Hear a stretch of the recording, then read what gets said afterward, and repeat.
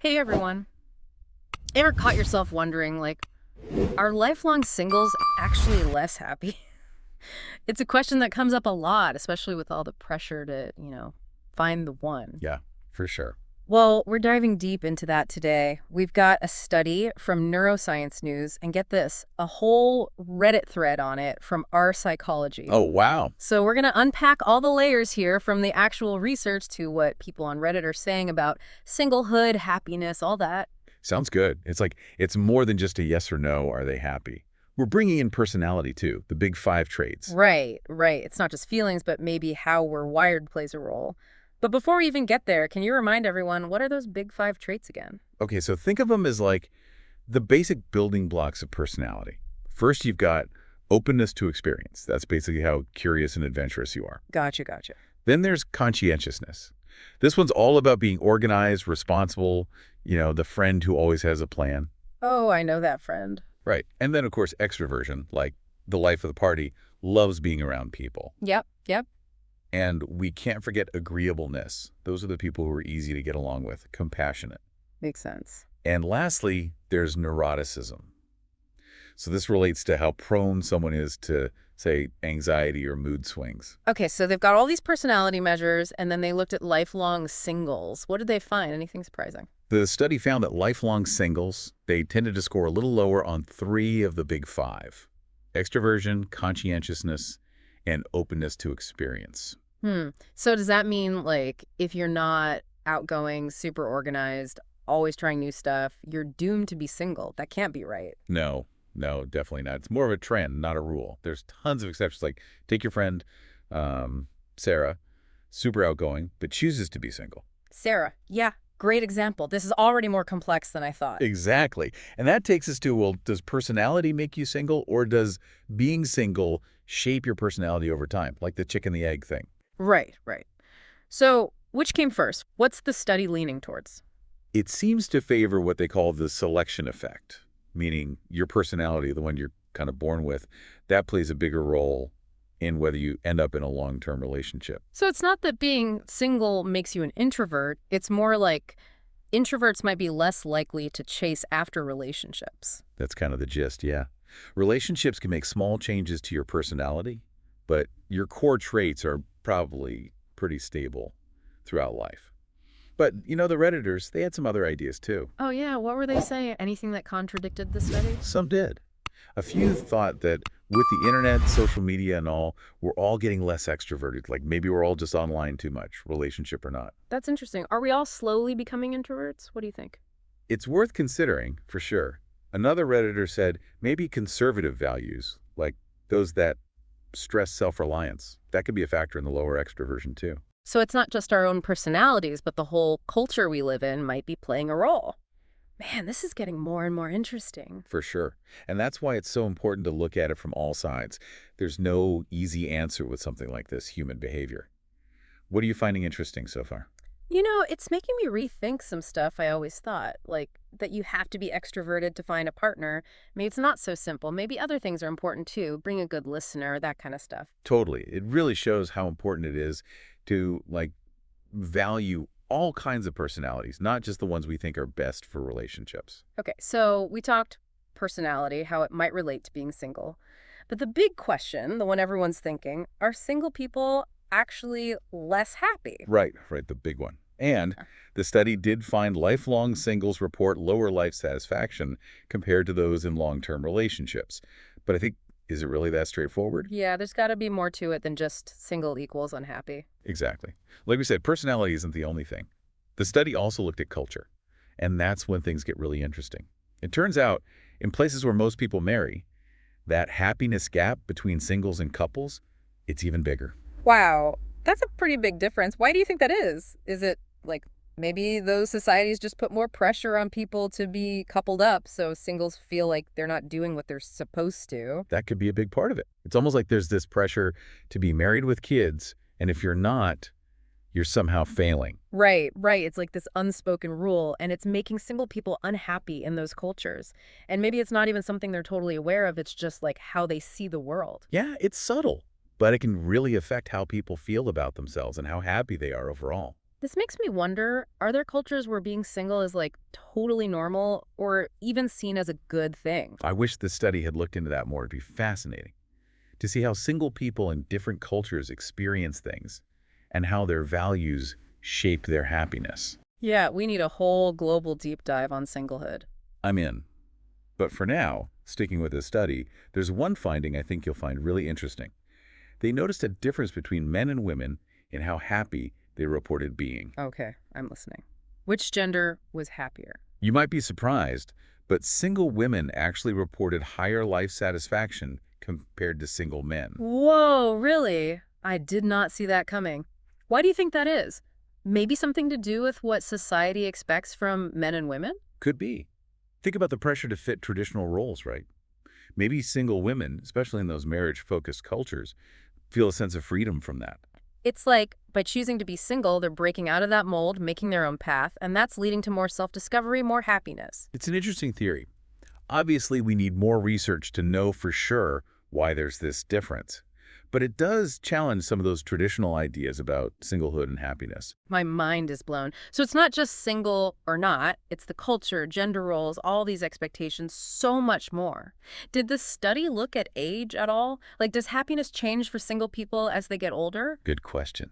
They did find that older lifelong singles, meaning those who've been single for a longer time, they tend to report more contentment with being single compared to those in middle age. Huh, interesting. Why do you think that might be? Is it just that as we get older, we care less about what people think and we get more comfortable with ourselves, whether we're in a relationship or not? That could be part of it, for sure. Also, older adults have had more time to, well, build lives outside of romantic relationships, their work, hobbies, friendships, that kind of thing. Yeah, it makes sense. If you've spent years building a life you love, you're probably less likely to feel like you're missing out just because you're not married. What did the Redditors have to say about this? Any ideas on why older singles seem happier? Oh yeah, the Reddit thread had some really sweet stories from older singles talking about how much they love the freedom of being single. A lot of them said they could pursue their passions without having to compromise. Oh, that's awesome. Like they found this self-acceptance and they're genuinely enjoying what being single has to offer. Exactly. And it reminds us, happiness isn't one size fits all, right? What makes one person happy might be totally different for someone else. The key is finding what works for you and creating a life that feels authentic and good. I love that. So it's not about hitting some magic age or relationship status. It's the whole journey of figuring yourself out and finding what truly brings you joy. This is honestly making me think about getting older and being single in a whole new light. I'm glad. It's all about challenging those ideas we have and being open to the different ways people experience life. Okay, so we've covered a ton. Personality, culture, gender, age. But before we move on, the study said lifelong singles had lower life satisfaction. Does that mean they're all going to be unhappy? No, not at all. Remember, it's just one study. It doesn't mean every single person is doomed. It more points to some areas where they might need support, especially as they get older. Okay, that makes sense. But what kind of support are we talking about? Like, what can help single people thrive as they age? The study authors specifically mentioned loneliness and social connections. As people get older, their circles get smaller. And for those who are single, it can be really isolating. So creating ways for them to connect and feel like they belong, that's important. Instead of trying to make single people fit into this married with kids box, we should focus on creating communities and support that works for them. Exactly. It's about recognizing that being single is totally valid and it's more common now. And those folks, they deserve to feel connected, supported. I love that. It's not about fixing single people. It's about building a society that's good for everyone, no matter what their relationship status is. Absolutely. And that's what we'll dive into after the break, exploring those support systems and how to build that more inclusive world. Can't wait. This is getting good, folks. Stay tuned. All right, so we're back and ready to dig deeper into this whole singlehood thing. Before the break, we were talking about how more and more people are staying single and, how we need to build support systems that actually work for them, especially as they get older. So where do we even start with that? What kind of support are we even talking about? One of the biggest things single people face, especially later in life, is loneliness, that feeling of isolation. As we age, it's natural for our friend groups to get smaller. People move away, pass away, get busy with their own families. And for singles who maybe don't have that built-in network of a partner and kids, it can be really tough, leading to that feeling of disconnect. Yeah, I can see how that would happen. So how do we tackle that loneliness thing? How do we create more chances for single people to connect with each other? Well, one idea from the Reddit thread was to create communities or clubs specifically for single people, like groups that get together to do stuff, hiking, book clubs, movie nights, even just dinners. The point would be to give them a place to connect with others who get it, who share similar interests. I love that. It's like creating your own chosen family, a place where you feel like you belong. I'd love to see more stuff like that happening in communities everywhere. Absolutely. And it doesn't have to be just for one age group either. Imagine having connections between different generations, like older singles, mentoring younger ones, sharing their wisdom. There's so much potential for learning and growth in those kinds of relationships. It reminds me of my aunt. She's been single her whole life. She's always been so independent, and she's built this amazing community around her, volunteering, joining all sorts of groups.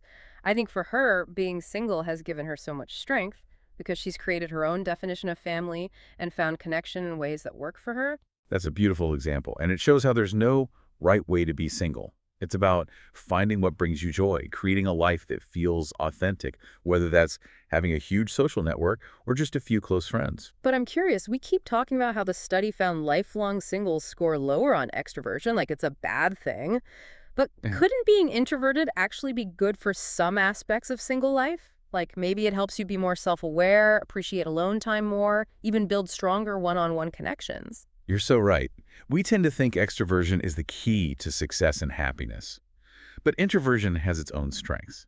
Actually, a lot of introverts really thrive being single because they're comfortable being alone, doing their own thing, without needing constant social interaction. So maybe instead of trying to change introverts, we should celebrate it. It's a valuable part of who they are, and it makes our society more diverse and well-rounded, right? Totally. It goes back to that idea of valuing all personality types, not just the ones we think are best for relationships. Something else I've been thinking about is how much do societal expectations shape how we see singlehood? It's like there's this pressure, especially as you get older, to be in a relationship.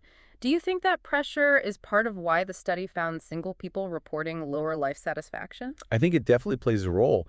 Our culture puts romantic relationships on a pedestal, Mm. makes it seem like that's the only way to be happy. When you're constantly seeing that message, it's hard not to internalize it, to feel like you're missing out if you're not part of a couple. It's that whole comparison is the thief of joy thing. When you're always comparing yourself to what you see in movies, on social media, even just your friends, it's hard to be happy with your own choices, especially if they're different from what everyone else is doing. Exactly.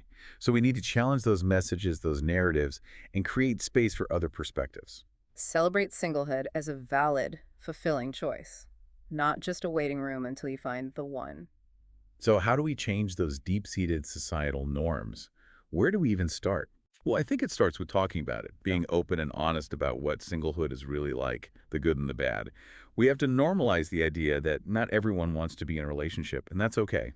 Exactly. There are so many ways to find love and connection, and romantic love isn't the only path to happiness. What else can we do to challenge those norms and make things better for single people? Representation is huge. We need to see more positive portrayals of single people in movies, TV shows, books, everywhere. When we see people living happy, successful, single lives, it breaks down those stereotypes and shows that being single isn't something to pity or fear. I have noticed more TV shows and movies lately with characters who are single and doing great. It's refreshing to see those stories out there becoming more normal. Hopefully that keeps going. Me too. And it's not just about entertainment. It's about policies and systems that support single people. Like, why are so many tax breaks and benefits for married couples? What about single parents or people who choose to be single? We need policies that recognize all kinds of families, not just the traditional ones. Right. It's about creating a society that supports everyone, single or not. We need to move past this idea that being partnered is better or more desirable than being single. Everyone deserves the chance to be happy and fulfilled in their own way. Exactly. And that includes the freedom to choose singlehood without being judged or discriminated against. We need a world where everyone feels seen, valued, and supported, no matter their relationship status. Okay, so we've talked about community, changing how society views things, policies. But what about those everyday challenges single people face, especially as they get older, like finding a place to live, money stuff, healthcare? Those are definitely real concerns. And we need more support and resources for single people in those areas. Take housing, for example. Hmm. A lot of older singles have trouble finding a place that's both affordable and meets their needs. Those retirement communities are often made for couples, and finding something safe and accessible when you're single can be really hard. I bet that's super stressful. So what can we do about it? One solution could be creating more co-housing communities or shared living spaces just for older single adults. These places would provide a sense of community while also making sure people have access to things that can be tough to manage alone, like cooking, transportation, or healthcare. That sounds amazing. It gives people that sense of security and connection while still letting them be independent. It's the best of both worlds, really. Exactly. And these co-housing communities could be designed specifically for what older single adults need, with features like accessible units, on-site healthcare services, and social activities they'd enjoy. I love that idea. I can picture a whole vibrant community where older single adults can connect, pursue their passions, and just age gracefully in a supportive and fun environment. What about managing money? That can be a big worry for anyone, but especially for single people as they get closer to retirement. You're right. Financial planning can be tougher when you're single because you don't have a partner to share costs or help out. It's so important for single people to have access to programs and resources that teach them about money so they can plan for the future and feel secure financially. Totally. And it's not just about retirement. It's about managing those day-to-day expenses, saving money, and making good financial choices that give you stability and peace of mind. Exactly. Mentorship programs could be really helpful here. Imagine connecting younger single adults with older ones who've already figured out how to handle these financial challenges. They could offer advice, guidance, support as the younger ones work towards their money goals. That's brilliant. It's like having a financial mentor who understands what it's like to be single and can give you personalized advice. Right. It's not just about learning the facts. It's about building confidence and helping single people take charge of their finances, making decisions that feel good and align with their goals. Okay, so we've covered community, housing, finances. What about healthcare? As we age, we all need more medical care. Are there specific challenges single people might face in getting good quality healthcare? Definitely. Navigating the healthcare system on your own can be really hard. Making decisions about treatment, scheduling appointments, keeping track of medications, it can all feel overwhelming without a partner or family member to help. I can only imagine how isolating and stressful that would be, especially if you're dealing with a health problem on top of everything else. Are there support systems that could help single people with those burdens? One idea is to have healthcare advocacy programs just for single adults. These programs would have trained advocates who can help people understand their options, talk to their doctors, and make informed choices about their care. That sounds like a godsend for anyone who feels lost in the healthcare maze. Having someone to fight for your needs and explain everything could make such a difference. Absolutely. Plus, these advocates could offer emotional support and companionship, which is so important when you're sick or recovering. You know, this whole conversation has been so eye-opening. It makes me realize just how much more we can be doing to support single people throughout their lives. Me too. And it's not just about fixing problems. It's about celebrating the amazing things single people bring to the table. They're independent, resilient, and they have a strong sense of self. We need to recognize and value those qualities and create a world where singlehood is seen as a good thing, not a bad thing. Perfectly said. We need to stop seeing singlehood as something that needs to be fixed and start seeing it as a different, equally valuable way of life that makes our communities richer and more interesting. I love that. And maybe if we focus on those things that make everyone happy, strong friendships, pursuing passions, financial independence, we can start changing the way we think about singlehood and create a more inclusive world. I completely agree. It's about realizing we're all just humans trying to make sense of life and find our own happiness. And sometimes the most fulfilling journeys are the ones we take by ourselves. Well said. It's about enjoying the ride, wherever it takes you, and finding those moments of joy along the way. You know, thinking about all this makes me realize how important humor is for getting through the ups and downs of being single. Sometimes you just gotta laugh at the crazy situations, right? Absolutely. Humor is so important for being resilient and accepting yourself. Being able to laugh at yourself, those bad dates, those awkward moments, it means you're strong and have a good perspective. So, to all of the single people out there, don't be afraid to find the funny side of things. Share those hilarious dating stories, laugh at those ridiculous expectations, and just enjoy the unexpected turns life throws your way. And if you're in a relationship, Be mindful of the language you use and the assumptions you make about single people. Let's build a culture where everyone feels comfortable being themselves and sharing their experiences. That's such an important point, and I think it's a great note to wrap up this part of our deep dive on. We've talked about so much, but I think the main takeaway is this. Singlehood isn't a problem to be solved.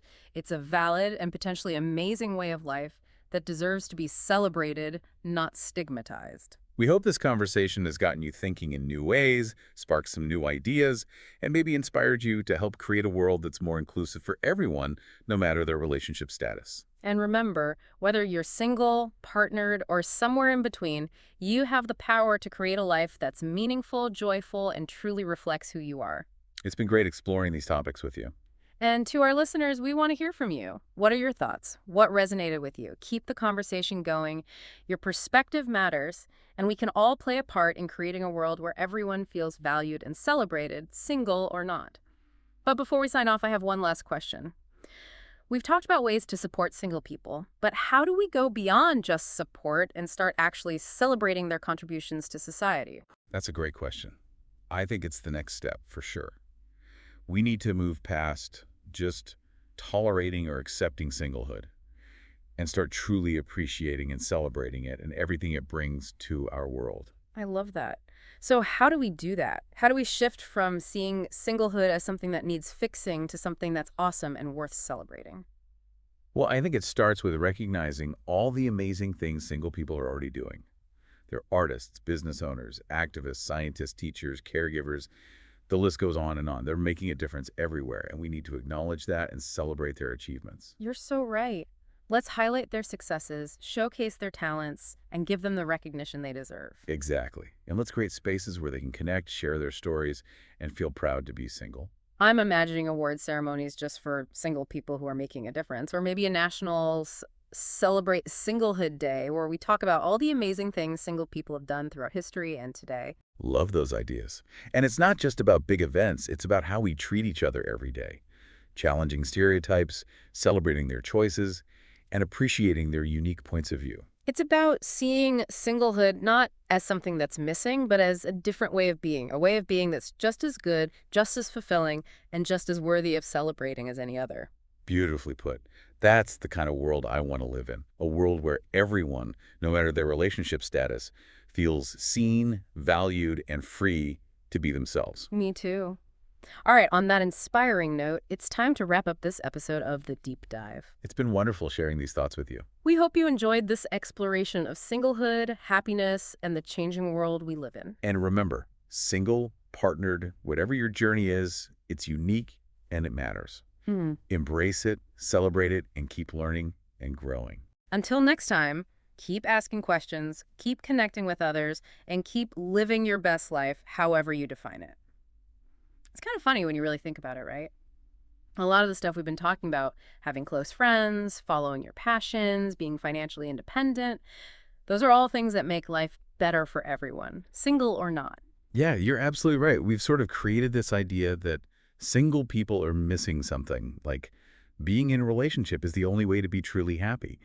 But the truth is, the things that make a good, meaningful life, those are pretty much the same for everyone. Exactly. It's all about finding those things that light you up, building strong relationships with the people you care about, and making a positive impact on the world around you. And those are things anyone can do, no matter their relationship status. Couldn't have said it better myself. And maybe if we start focusing on those universal ingredients for happiness, the things that matter to all of us, maybe then we can start to change how people view singlehood and build a world that's more welcoming and inclusive for everyone. Now that's a vision I can get behind. It's about looking beyond those labels, single, partnered, and recognizing that we're all just humans trying to figure out this crazy thing called life. And sometimes the most fulfilling journeys are the ones we take on our own. So true. It's about embracing your own path, wherever it leads, and finding those moments of joy in the here and now. This whole conversation has really got me thinking about the role of humor in all of this. Like sometimes as a single person, you just gotta laugh at the whole situation, right? Absolutely. Humor is like this superpower that helps us bounce back and accept ourselves for who we are. If you can laugh at yourself, at those dating disasters, those awkward moments, it shows you're strong and you've got a healthy perspective on things. So to all the amazing single folks out there, don't be afraid to find the humor in your journey. Share those funny dating stories, laugh at those crazy societal expectations, and just enjoy the unexpected adventures that come with being single. And to those who are partnered, remember to be mindful of the things you say and the assumptions you might make about single people. Let's work together to build a culture where everyone feels safe and respected to be themselves and share their experiences openly. I think that's a perfect place to wrap up this episode of The Deep Dive.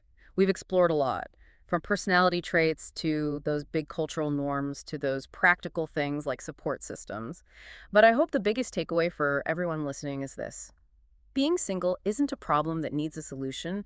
It's a perfectly valid and potentially amazing way of life that we should be celebrating, not looking down on. We hope this conversation has made you question some of those old ideas, sparked some fresh perspectives, and maybe even inspired you to help create a world where everyone feels like they belong, regardless of their relationship status. And remember, whether you're single, partnered, or somewhere in between, you have the power to create a life that's full of meaning, joy, and most importantly, a life that truly reflects who you are. It's been a joy sharing these insights with you.